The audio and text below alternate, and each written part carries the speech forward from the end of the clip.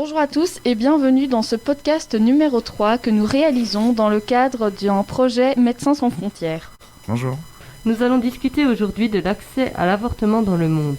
On va se focaliser sur des pays où l'avortement n'est pas éthiquement accepté en 2021. Malgré le fait que dans certains pays, l'avortement soit légalisé, la société ne l'accepte pas toujours, comme par exemple en Irlande, à Chypre, en Tunisie et au Mozambique. Et j'ai entendu dire que en Italie, c'est très compliqué d'avorter. En effet, 70% des gynécologues italiens refusent de réaliser l'avortement. Pourquoi ça ? Leur refus est tant d'un point de vue culturel que religieux. Et selon une étude, 15% des Italiens considèrent que mettre fin à une grossesse ne devrait pas être autorisé, ou seulement si la vie de la mère est directement en danger. En Turquie, il paraît que l'avortement est légal, mais qu'il est arbitraire.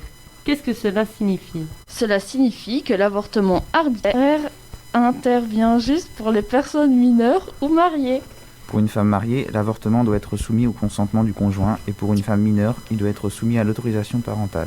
De plus, en 2016, dans 53 des 81 provinces turques, aucun hôpital n'offre de service d'avortement sur demande.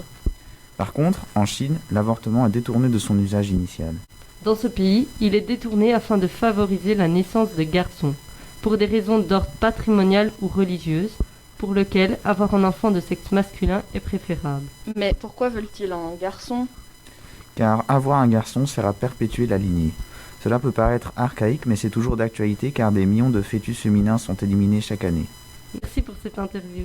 Et on vous donne rendez-vous la semaine prochaine pour un prochain podcast qui parlera des risques d'un avortement non médicalisé.